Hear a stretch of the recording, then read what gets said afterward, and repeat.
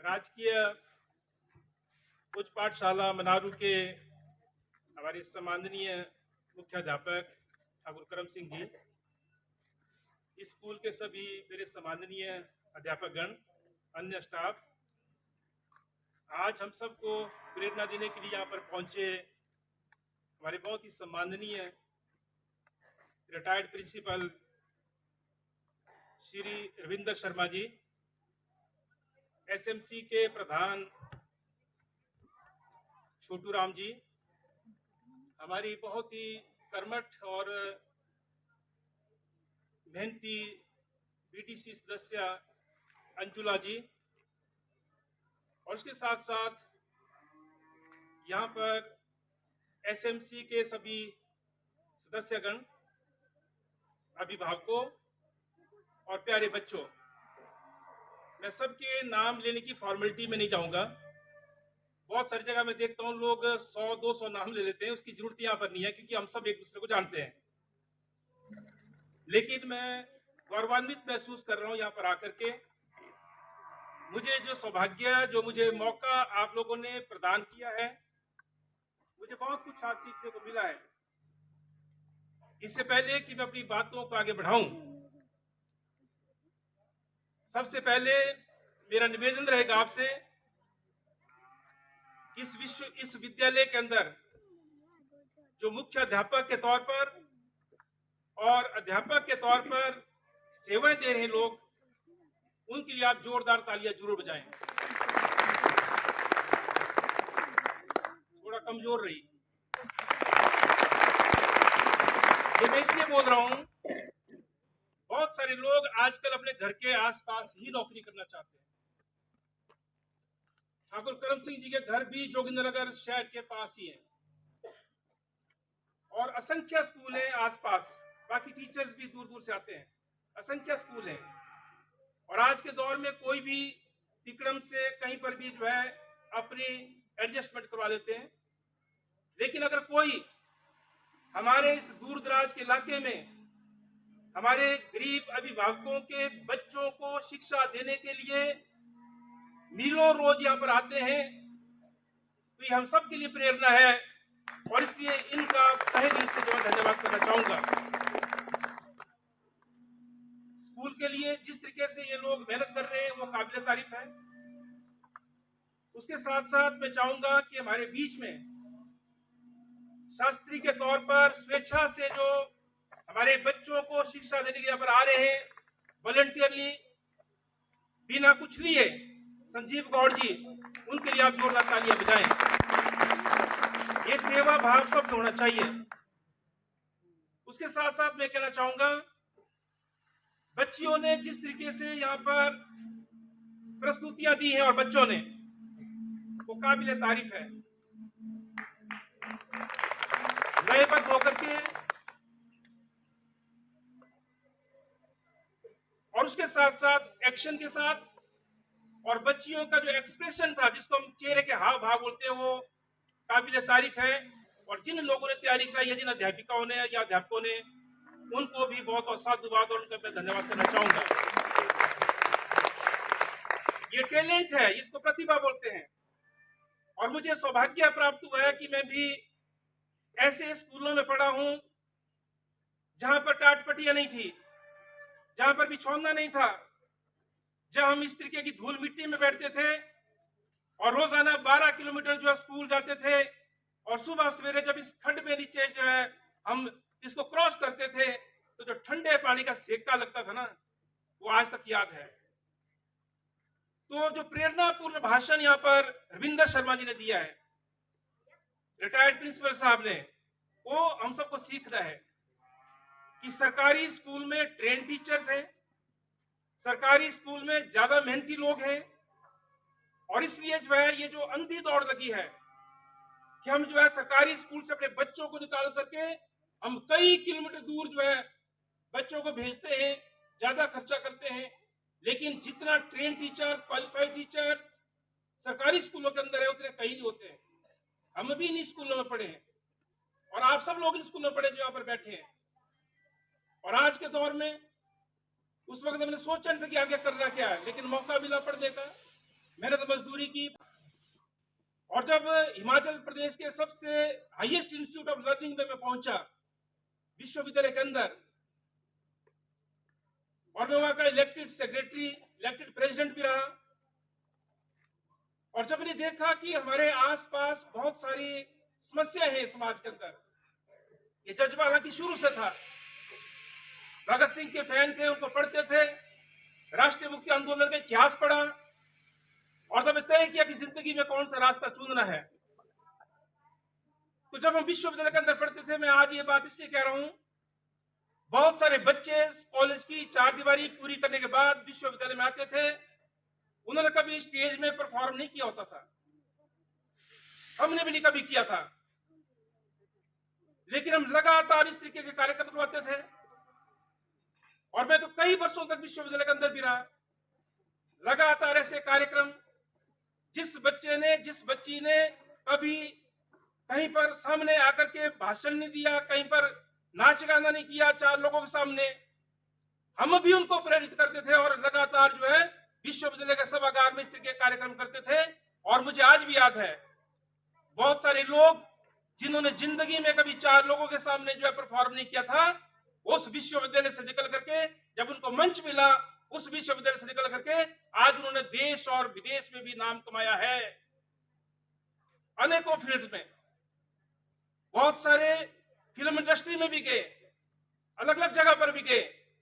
तो मैं कहता हूं, ये जो प्रतिभा को निखारने का काम यहां से हो रहा है, ये काबिल तारीफ है। और एक बार फिर से मैं अध्यापक अध्यापिकाओं को, जिन्होंने सारी मेहनत किया बच्चों को तैयार करने के लिए, उनका धन्यवाद करना चाहूंगा, और जोरदार तालियों के साथ जो है आप उनका धन्यवाद जरूर करें। मुझे सौभाग्य मिला है आप लोगों की वजह से जिला परिषद में जाने का,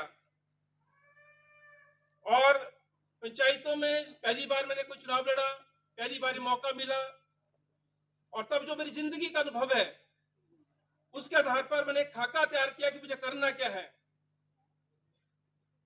और तो बहुत सारे मसले हैं जिनको मैं लगातार उठाता हूं जिला परिषद के अंदर, चाहे पिछली सरकार थी, प्रधानमंत्री हैं, मुख्यमंत्री थे, अब के मुख्यमंत्री हैं, अब की सरकार है, अलग अलग इश्यूज के ऊपर मैं हमेशा जो है कॉरेस्पॉन्डेंस करता हूं, मैं बातचीत करता हूं अलग अलग महकमों के साथ कि जो जो हमारे इलाके की समस्या है उनका समाधान हो।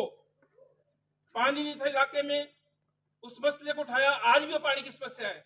कल भी मैं एसटीओ साहब से मिलकर के आया जोगिंद्रनगर में, हालांकि मिले नहीं, फिर टेलीफोन के लिए बात हुई कि पानी की गंभीर समस्या चल रही है, कुछ करो। और इन मसलों को मैं लगातार, चाहे वो स्कूल का मसला है, सड़क का है, बिजली का है, पानी का है, पुल का है, टीचर्स नहीं है, कहीं पर इंफ्रास्ट्रक्चर नहीं है स्कूलों के अंदर, कहीं पर चार दीवारी गिर गई है, इन सारे मसलों को जिला परिषद के अंदर भी, बाहर भी, सरकार के समक्ष भी, विभिन्न विभागों के समक्ष भी उठाता आया हूं।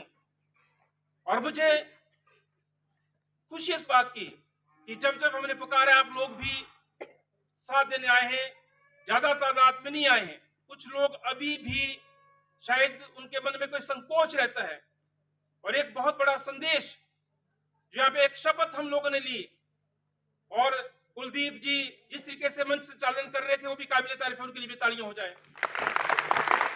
और जो शपथ उन्होंने यहाँ पे दिलवाई और हम सब ने शपथ ली, वो शपथ उनकी लिखी हुई नहीं है, वो शपथ जो है इलेक्शन कमीशन की लिखी हुई है, और उन्होंने हम सब ने ली। लेकिन क्या उसको कभी हम आत्मसात करेंगे जिंदगी में?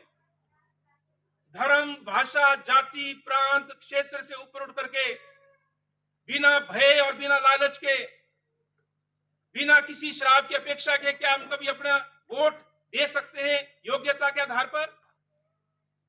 अगर नहीं, अगर हम कर सकते, अगर हम खुद जाएंगे कि जो ज्यादा शराब जो है बांटेगा, जो ज्यादा जो है कहीं लालच देगा, उसके पक्ष में वोट मांगे जाएंगे, तो ऐसी शब्द का कोई मायने नहीं रखता है। ये मैं बोलना चाहता हूं। ये संदेश भी आज यहां से जो है ग्रहण करने की आवश्यकता है। और उसके साथ साथ मैं कहना चाहूंगा कि हिमाचल प्रदेश के अंदर मैं पहला जिला परिषद हूं, आप आंकड़े निकाल लो कहीं से भी, मैं रोज बोलता हूं, ये जिसने जिला परिषद का मेंबर बनने के बाद लगभग 60 से ज्यादा वाटर कूलर लगवा दिए, और शिक्षण संस्थानों में भी, मनारू स्कूल में, ब्राह्मण स्कूल में, नौली स्कूल में, चाभराड़ू स्कूल में, अंधराड़ू स्कूल में, उसके बाद पेड़ू स्कूल, उसके बाद भराड़ू, भौरा, गड़ूही, मकोड़ा, आगे कमेर स्कूल है, बल है, चेलंग है, बनौन है, या कुफरी है, उसके बाद खिल है, छोटी है, या फिर और जो स्कूल है पार्क इलाके में, चाहे ब है, छाड़ी है, सरौंज है, या धार स्कूल है, चुक्कू है, पपलान है, नागण है, जितने स्कूल हैं, ऐसा हिमाचल में आज तक कभी नहीं हुआ।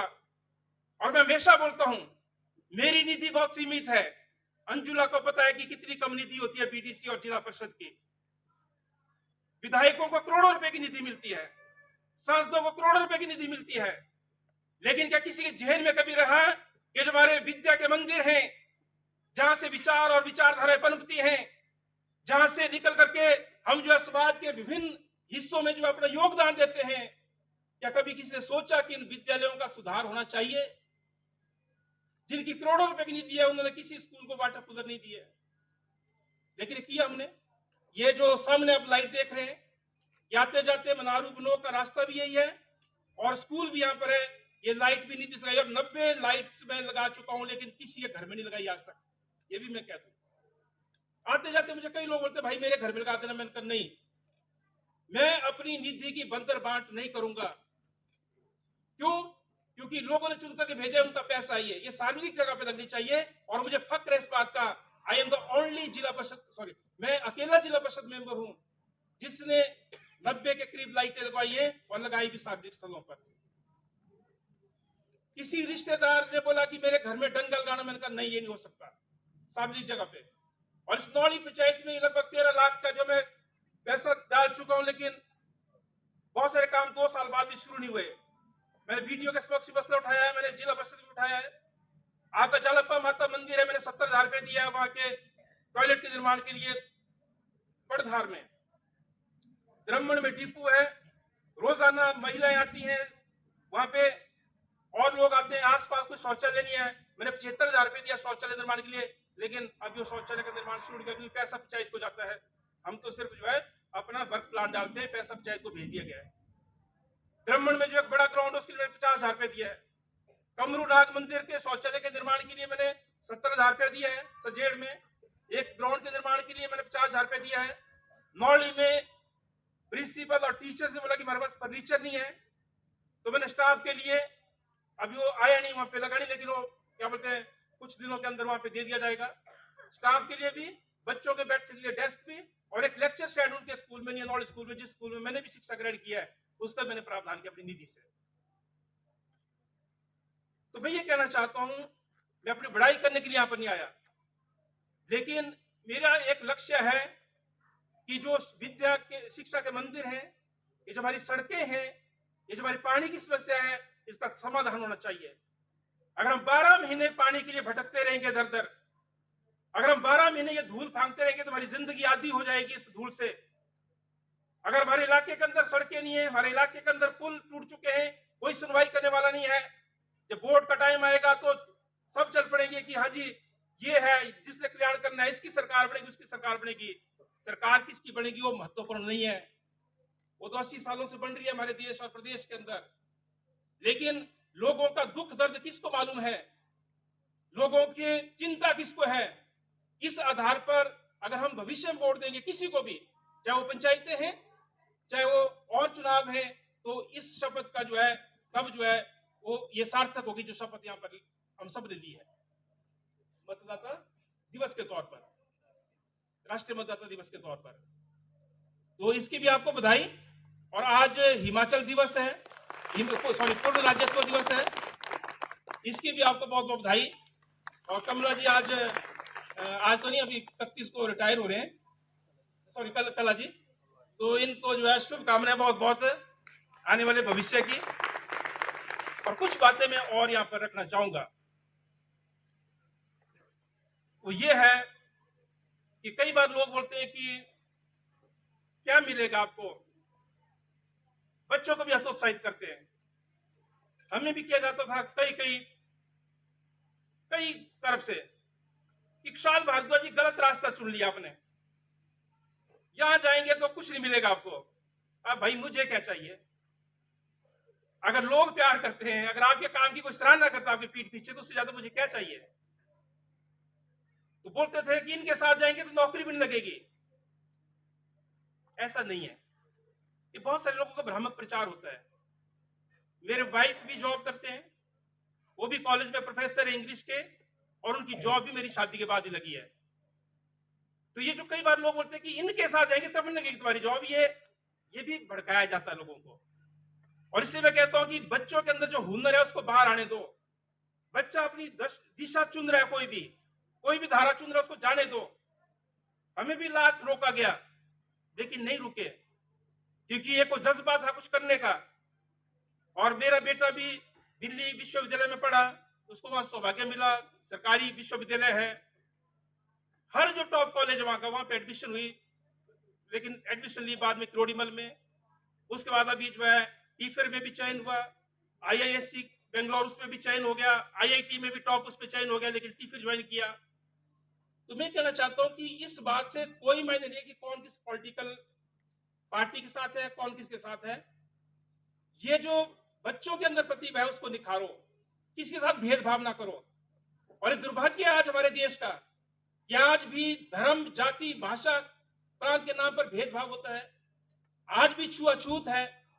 अगर हम जैसे लोग जो पढ़े लिखे हैं इस छुआछूत के खिलाफ नहीं बोलेंगे तो कौन बोलेगा। और इसलिए मैं इस मुद्दे पे ज्यादा डिटेल में नहीं जाना चाहूंगा, लेकिन कुछ बातें मैं कहना चाहूंगा। मैंने लगातार कुछ मुद्दे उठाए। कल भी मुझे धार स्कूल से फोन आ रहा था, वहां पे 4 दीवारी नहीं है। जैसे मैंने मुद्दा उठाया, दूसरे दिन जो है डिप्टी डायरेक्टर ऑफिस से जो है लेटर आ गया कि आप PWD वालों को बोल करके एस्टिमेट तैयार करो, जिला परिषद ने ये मुद्दा उठाया है, आप भेजो उस एस्टिमेट को, हम करवाएंगे, सेंक्शन करवाएंगे। तो कल उनका फोन आ रहा था, जी वो बाई चांस वो लेटर नहीं हमारा मिल रहा है, तो आप दोबारा से भिजवा दो हमारे को, जो हमारे स्कूल को आया था। इस स्कूल के मसले उठाए थे, चाहे बिजली का है, चाहे दूसरे मसले हैं। उसके साथ साथ जो है ब्यू स्कूल में 4 दीवारी गिरी है, 46 लाख से ज्यादा का वो एस्टिमेट बना करके भेजा, लगे वो सेंक्शन नहीं हुआ है। ऐसे भराड़ू स्कूल में मैंने मांग की जिला परिषद विद्यालय के बाद कि हमारे पूरे इलाके में कोई भी साइंस लैब नहीं है। एकमात्र +2 स्कूल है भराड़ू जहां पर साइंस क्लासेस है, लेकिन साइंस ब्लॉक नहीं है, वो होना चाहिए। I am also member of sub committee, वो जो शिक्षा और एजुकेशन, शिक्षा और हेल्थ की सब कमेटी है जिला लेवल पे, मैं उसका मेंबर। उसमें दोनों डिप्टी डायरेक्टर्स हैं, उसमें CMO है और 2 हम जिला परिषद के मेंबर्स हैं। वहां पर मैंने इस मसले को उठाया, उन्होंने चिट्ठी जारी की कि एस्टिमेट बनवाओ इसका, भेजो ऊपर। तो अभी जो है वो एस्टिमेट बना करके जो है उन्होंने भेजा है भराड़ू स्कूल वालों ने। तो अगर वहां पे साइंस लैब स्थापित रहती है तो हमारे पूरे इलाके को जो उसका फायदा होगा। और उसके साथ साथ मैं कहना चाहूंगा कि इस स्कूल के लिए मैं 1 लाख रुपया अपनी नीति से, चाहे वो शौचालय निर्माण के लिए लगे, जिसके लिए लगे, मैं अपने जो इस बार का मेरा वर्क प्लान बनेगा, मिनिमम 1 लाख रुपया जो है उसके लिए डालूंगा।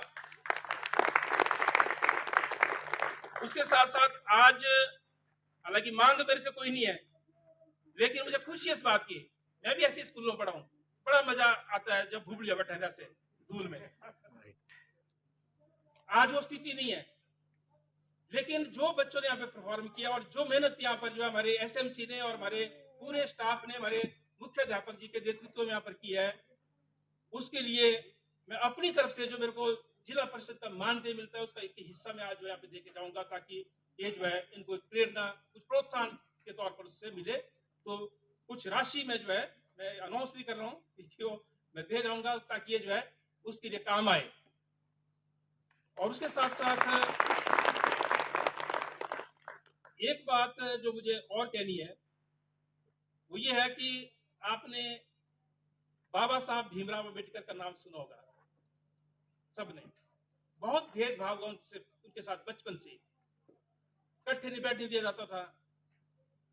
कोई इतनी ज्यादा जो है उनके साथ छुआछूत भेदभाव होता था। और ये वो दौर था जब पढ़ने भी दिया जाता था, लेकिन लगन थी अंदर, पढ़े, बाहर भी गए पढ़ाई के लिए।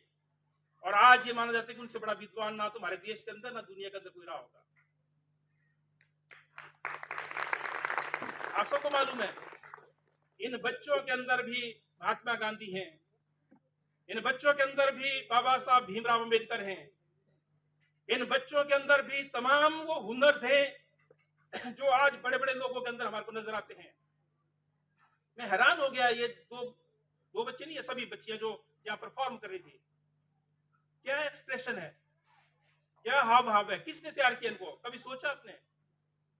क्योंकि हम तो सीखे नहीं है। जब मैं पढ़ा तो मेरे अम्मा जो नहीं आती थी है ना, किसी को नहीं आता था घर में, तो मैं तो कोई सिखाने वाला भी नहीं था। आज भी हालात है, बच्चों बोलते हैं स्कूल में जा पढ़ तू, लेकिन पढ़ाई के साथ साथ ये जो एक्स्ट्रा करिकुलर एक्टिविटीज को बोलते हैं हम, बहुआयामी गतिविधियां या पॉपुलर एक्टिविटीज, लोकप्रिय गतिविधियां, इनमें भी बच्चों को प्रोत्साहित करो अपने घर से, इसमें भी हिस्सा लेना है। और जो स्कूल ने इनकी प्रतिभा को पहचाना है और स्कूल मैनेजमेंट ने, अध्यापकों ने जो इनमें एक निखार लाया है, ये जो है और आगे बढ़े, दिन दुगनी रात चौगुनी तरक्की करें, ऐसी मैं कामना करता हूं। लास्ट में मैं ये बोलना चाहूंगा कि मेरे लायक कोई भी काम हो, मेरे काम से कोई भी शिकायत हो किसी भी वक्त, हालांकि कोशिश ये रहती है 12 महीने 2400 घंटे, अगर किसी बरसात में कोई नुकसान होता है तो शायद मैं सबसे पहले पहुंचता हूं, चाहे पैदल ही पहुंच रहा हूं।